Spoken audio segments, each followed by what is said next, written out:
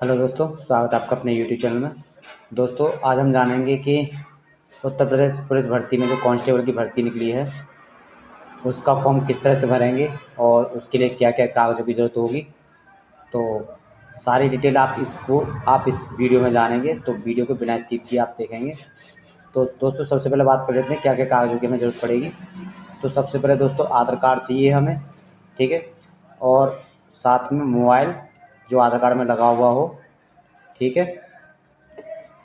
और उसके बाद दोस्तों हमें 10वीं क्लास की मार्कशीट और सनद जो अब आ रही हैं, मार्कशीट उनमें सनद एक साथ ही आती है। जो पुरानी मार्कशीट है 2010 से पहले की, उनमें मार्कशीट अलग थी, सनद अलग थी, ठीक है। तो मार्कशीट सनद और 12वीं की भी सेम मार्कशीट सनद दोनों चाहिए। उसके बाद आता है दोस्तों जाति प्रमाण पत्र। तो जाति प्रमाण पत्र हमें चाहिए, जो ओबीसी कैंडिडेट हैं उनकी जाति प्रमाण पत्र 1 अप्रैल 2025 के बाद का होना चाहिए और जिस दिन आवेदन कराना उस दिन तक निर्गत हो जाना चाहिए, ठीक है। साथ ही बात है मूल निवास की। मूल निवास भी सेम ऐसे ही है, मूल निवास की कॉपी चाहिए। और ईडब्ल्यूएस, अगर जो ईडब्ल्यूएस जिन्होंने बना रखा है, जो जनरल कैटेगरी के जो कैंडिडेट हैं जिन्होंने ईडब्ल्यूएस बना रखा है, तो ईडब्ल्यूएस में अप्लाई करेंगे और उनका भी जो ईडब्ल्यूएस है 1 अप्रैल 2025 के बाद का ही होना चाहिए, ठीक है। उसके बाद साइन चाहिए और लाइव फ़ोटो होगा इसमें। और जो अतिरिक्त में है एडवांटेज के लिए, वो ओ लेवल का सर्टिफिकेट अगर है तो आप वो भी चाहिए, और एनसीसी है तो वो भी आपको यस करना पड़ेगा दोस्तों, ठीक है। तो आइए बात करते हैं सबसे पहले। तो दोस्तों सबसे पहले हमें पोर्टल पे आ जाना है। जो वेबसाइट है UPPRVP.in, ये वेबसाइट है, लिंक मैंने डिस्क्रिप्शन में डाल दी है, ठीक है। तो आपको सबसे पहले करना है OTR। जिन कैंडिडेट ने अभी तक OTR नहीं किया है, जिन्होंने होमगार्ड की नहीं भर्ती या कोई भी फॉर्म नहीं डाला अभी तक यूपी पुलिस में, तो सबसे पहले OTR करना ज़रूरी है, ठीक है। तो सबसे पहले हम OTR करेंगे। तो OTR पर करने के लिए रजिस्टर हेयर पर क्लिक करेंगे, ठीक है। रजिस्टर हेयर पर क्लिक करने के बाद दोस्तों कुछ इस तरह से आपके सामने इंटरफेस आएगा।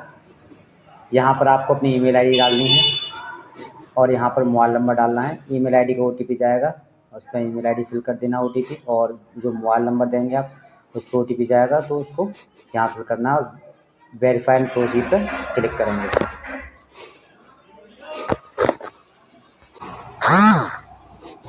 जैसे आप वेरीफाई पे क्लिक करेंगे दोस्तों, कुछ आपके सामने इस तरह से इंटरफेस आ जाएगा। यहाँ पर आपको आधार वेरिफिकेशन 3 ऑप्शन आते हैं कि किस तरह से आपको OTR कंप्लीट करना है। तो यहाँ पे आप चेक मार्क कर देंगे।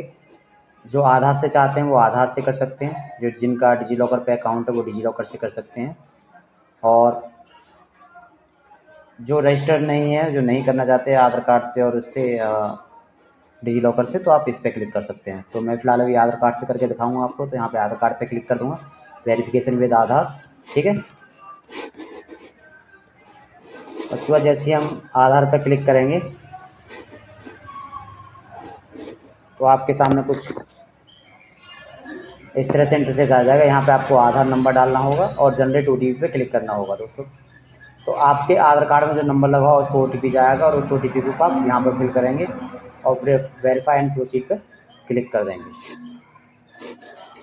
जैसे आप वेरीफाई प्रोसीड पर क्लिक करेंगे, आपको नेक्स्ट पॉइंट में आपको मिलेगा, यहाँ पर आपको अपनी नेशनलिटी चूज़ करनी है और जो आपके आधार कार्ड के हिसाब से डेटा आपका यहाँ पर आ जाएगा, ठीक है।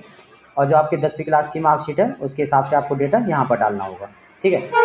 कभी कभी हो सकता है कि आधार कार्ड के हिसाब से आपका नाम यहाँ पर आधार कार्ड में अलग है और मार्कशीट में अलग है, तो आपको मार्कशीट के हिसाब से ही मार्कशीट वाले कॉलम में डालना है। तो यहाँ पर उसका नाम डालेंगे, यहाँ पर जन्मतिथि जो आपकी मार्कशीट में, यहाँ पर मेल और फीमेल जो भी चूज़ करना वो डाल देंगे, और यहाँ पर फादर नेम जो आपकी मार्कशीट में पड़ा हुआ है उसके हिसाब से यहाँ डाल देंगे। उसके बाद आपको सिंपली प्रोसीड पे क्लिक करना है। प्रोसीड पे क्लिक करने के बाद ही आपको पासवर्ड बनाने के लिए आएगा। तो यहाँ पे आपको पासवर्ड बना देंगे। आप पासवर्ड का कॉम्बिनेशन आप अपनी मर्जी से कुछ भी रख सकते हैं, ठीक है। जो भी आपको पासवर्ड रखना है, अल्फ़ाबेट और न्यूमेरिक दोनों कॉम्बिनेशन के साथ होना चाहिए और स्पेशल कैरेक्टर भी होना चाहिए, ठीक है। यहाँ पर पासवर्ड कंफर्म करेंगे पासवर्ड को, और preview and create an account पे आपको क्लिक कर देना है। दोस्तों वीडियो थोड़ी लंबी हो सकती है, लेकिन आप घबराएं नहीं, स्टेप बाय स्टेप बिना गलती के आप पूरा फॉर्म भरेंगे इस वीडियो में। उसके बाद दोस्तों जैसे ही आप प्रीव्यू पर क्लिक करेंगे, यहाँ पर आपकी डिटेल आएंगी, यहाँ पर इनको मैच कर लेना है और इस पर टिक मार के आपको क्रिएट एन अकाउंट पर क्लिक कर देना है दोस्तों। ठीक है, इतना सा काम होगा, आपको OTR यहाँ से कंप्लीट हो जाता है। उसके बाद दोस्तों आपको क्या करना है, यहाँ पर 3 ऑप्शन है लॉगिन करने के लिए। यहाँ तो OTR कंप्लीट हो चुका है। इसके बाद आपको 3 ऑप्शन है, लॉगिन विद अकाउंट और लॉगिन विद आधार ID और लॉगिन विद डिजी लॉकर। ठीक है, आप इनमें से किसी से भी आप लॉगिन कर सकते हैं। तो आप लॉगिन विद अकाउंट करेंगे सबसे पहले, तो आपको अकाउंट में मोबाइल नंबर और पासवर्ड डालना होगा, और लॉगिन विद ID करेंगे तो मोबाइल नंबर डालना होगा। ठीक है, तो आपको दिखाता हूँ कैसे करना है। लॉगिन विद अकाउंट पर आपने जैसे क्लिक किया तो लॉगिन विद अकाउंट पे क्लिक करने के बाद आपके साथ में यहाँ पे आता है आपका मोबाइल नंबर। ठीक है, और यहाँ पे जो आपने पासवर्ड बनाया था वो डालेंगे, और यहाँ पे ये कैप्चर वेरीफाई हो जाएगा और आप लॉगिन पे क्लिक करेंगे दोस्तों। ठीक है, लॉगिन पे क्लिक करने के बाद आपके सामने 2 फैक्टर ऑथेंटिकेशन आता है, जिसमें एक OTP के लिए आता है। आप ईमेल पे चाहे OTP ईमेल पे मांग सकते हैं और फ़ोन पे चाहे फ़ोन पे मंगा सकते हैं। ठीक है, तो आप जैसे सेंड OTP टू फ़ोन पे क्लिक करेंगे तो आपके फ़ोन पे OTP आ जाएगा और आपको वो OTP यहाँ पर फिल करना है। जैसे फिल कर देंगे आपके सामने ये फॉर्म है, general instruction, online application history और modification of OTR detail, modify OTR detail. तो आपको ऑनलाइन एप्लीकेशन पर सिंपली क्लिक करना है।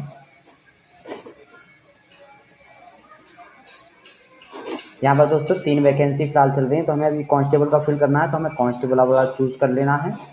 ठीक है, यहाँ पर टिक मार्क करना है और यहाँ पर अप्लाई पे क्लिक कर देना है दोस्तों। ठीक है, यहाँ पर क्लिक करने के बाद दोस्तों जो आपने OTR में डिटेल भरी थी वो आपकी यहाँ पर सारी चीज़ें आ जाएंगी। ठीक है, यहाँ पर आपको अपनी मम्मी का नाम डालना है, यहाँ पर मैरिड हैं, अनमैरिड हैं, डिवोर्स हैं, जो भी हैं आपको यहाँ पर सिलेक्शन करना है आपको। और उत्तर प्रदेश के मूल निवासी हैं तो यस करना होगा आपको, नहीं तो नो करेंगे। ठीक है, उसके बाद श्रेणी चुनेंगे दोस्तों।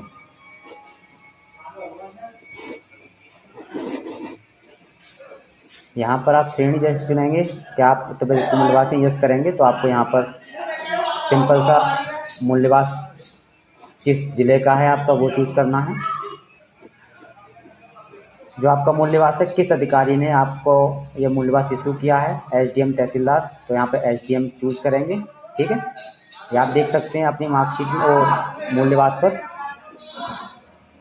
देखो ये मूल निवास है, तो ये मूल निवास कहाँ इशू हुआ है, ये उप जिलाधिकारी यानी कि SDM ने इशू किया है।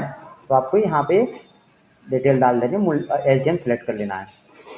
ठीक है, उसके बाद दोस्तों आता है मूल निवास की निर्गत तिथि क्या है, जारी करने की तिथि, तो यहाँ पर तिथि डालेंगे। आपके मूल निवास पर आती है जो तिथि, यहाँ पर आपके मूल निवास है। ये एक फॉर्मेट एक डेमो के लिए है ये, जबकि OBC के लिए है, लेकिन हम डेमो के लिए आपको मैं दिखा रहा हूँ। तो यहाँ पर ये आपको जो डेट यहाँ पर निर्गत इशू है, जारी दिनांक, वो आपको जारी दिनांक डाल देना है। आवेदन क्रमांक दोस्तों ऊपर वाला होता है, प्रमाण पत्र संख्या नीचे वाली होती है। ठीक है, ये आपको फिल कर देना है अपने फॉर्म में। यहाँ पर आपको अपना यहाँ पर आवेदन संख्या, ठीक है, सर्टिफिकेट एप्लीकेशन नंबर और सर्टिफिकेट सीरियल नंबर, जो मैंने आपको बताया अभी, ये सर्टिफिकेट एप्लीकेशन नंबर होता है। ठीक है, ये सर्टिफिकेट एप्लीकेशन नंबर होता है और ये सर्टिफिकेट सीरियल नंबर होता है। ठीक है, ये आपको फिल कर देना है।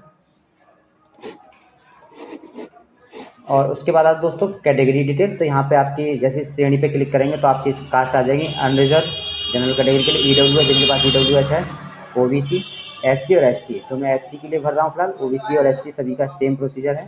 तो आप जैसे SC सेलेक्ट करेंगे, अपनी कास्ट सेलेक्ट करेंगे, यहाँ पर अपना जैसे यहाँ पर जिला सेलेक्ट करने के लिए तो जिला सेलेक्ट करेंगे। जिला सेलेक्ट करने के बाद यहाँ पर किसने इशू किया है आपका जाति प्रमाण पत्र, उस जाति प्रमाण पत्र को तहसीलदार इशू करता है। वो आपको कैसे पता चलेगा, तो वो भी आपके जाति प्रमाण पत्र पता चलेगा, वो आपको दिखा देता हूँ। ये आपका जाति प्रमाण पत्र है, ये आपका जाति प्रमाण पत्र है। यहाँ पर किसने इशू किया है, यहाँ पे लिखा हुआ तहसीलदार, यहाँ पे तहसीलदार चूज कर लेंगे दोस्तों। ठीक है, और तहसीलदार चूज़ कर लिया, डेट ऑफ इशू डाल देंगे जो आपका जिस टाइम पे आपका सर्टिफिकेट इशू हुआ है। उसके बाद आपको सेम एप्लीकेशन नंबर जो आपके जाति प्रमाण पत्र पे है और सर्टिफिकेट नंबर जो आपके जाति प्रमाण पत्र पे है, जो आपको मैंने बता चुका हूँ कि ये होता है आपका आवेदन संख्या एप्लीकेशन नंबर और ये होता है प्रमाण पत्र संख्या सर्टिफिकेट नंबर, या आप फिल कर देंगे उसमें जाति प्रमाण पत्र के लिए। ठीक है दोस्तों, उसके बाद आगे बढ़ेंगे दोस्तों। यहाँ पर पता विवरण में आ जाएगा,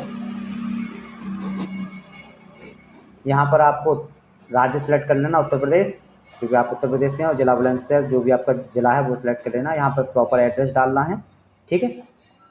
और यहाँ पर जो आपके थाना है, आपके मूल निवास में थाना होता है वो डाल देंगे, और पिन कोड जो आपका पिन कोड है वो डाल देंगे, ठीक है। आपका वर्तमान पता और कॉरस्पॉन्डेंस एड्रेस और परमानेंट एड्रेस सेम है तो आप यहाँ पर टिक मार्क कर सकते हैं। यहाँ पर गृह जिला आपका उत्तर प्रदेश और जिला बुलंदशहर यहाँ पर चूज़ कर लेंगे, जो भी आपका जिला है वो चूज़ कर लेंगे और सेव पे क्लिक करेंगे। सेव पे क्लिक करने के बाद नेक्स्ट पे आपको क्लिक करना है। नेक्स्ट पे क्लिक करने के बाद दोस्तों ये ऑप्शन आते हैं, आप अगर स्वतंत्रता सेनानी हैं तो यस करेंगे, नहीं तो नो कर देंगे, ठीक है। भूतपूर्व सैनिक है, कोई एक्स सर्विसमैन है तो आप यस करेंगे, नहीं तो नो कर देंगे। कोई राज्य के कर्मचारी हैं अगर हैं तो यस कर देंगे, नहीं तो नो कर देंगे दोस्तों, ठीक है। इन तीनों में नो करेंगे क्योंकि आप 10+2 हैं अभी, आप कोई भी आप ना ही जॉब कर रहे हैं, ना ही कोई स्वतंत्रता सेनानी, ना ही कोई एक्स सर्विसमैन है, तो नो कर देंगे। उसके बाद सेव करके नेक्स्ट पे क्लिक कर देंगे दोस्तों। उसके बाद दोस्तों आता है आपकी 10वीं क्लास की डिटेल और इंटर क्लास की डिटेल के लिए। देखो दोस्तों, आपको मैं बता देता हूँ, यहाँ पर आपको बोर्ड चुनना है, बोर्ड ऑफ उत्तर प्रदेश आपका बोर्ड होता है, ठीक है। यहाँ पर जिस टाइम पे आपकी मार्कशीट में रिजल्ट है वो आपको डालना है, यहाँ पर रोल नंबर डालना है और सर्टिफिकेट नंबर। दोस्तों सर्टिफिकेट नंबर क्या डालना है आपको, मैं आपको बता देता हूँ। जैसे ये आपकी मार्कशीट है तो मार्कशीट में यहाँ पर लिखा हुआ प्रमाण पत्र संख्या, ठीक है। तो ये प्रमाण पत्र संख्या आपको प्रमाण पत्र संख्या में डाल देंगे, और ये आपका रोल नंबर है, और ये डेट ऑफ इशू है जिस टाइम पे आपका रिजल्ट आया था, तो वो रिजल्ट का डेट आपको यहाँ डालना है हाई स्कूल की डिटेल के हिसाब से, ठीक है दोस्तों। तो यहाँ कंप्लीट हो जाती है आपकी हाई स्कूल की डिटेल। उसके बाद ऐड पे क्लिक करेंगे तो आपकी 10वीं क्लास की डिटेल ऐड हो जाती है दोस्तों। उसके बाद आपको सिंपली इंटर की डिटेल पे क्लिक करना है। यहाँ पर simply board of Uttar Pradesh select करना है, ठीक है। यहाँ पर date of issue, roll number और सर्टिफिकेट नंबर, जैसे कि आपको मैंने बताया था 12वीं क्लास में सर्टिफिकेट नंबर यहाँ होता है, रोल नंबर यहाँ होता है, ठीक है, और डेट ऑफ इशू ये होती है, ठीक है।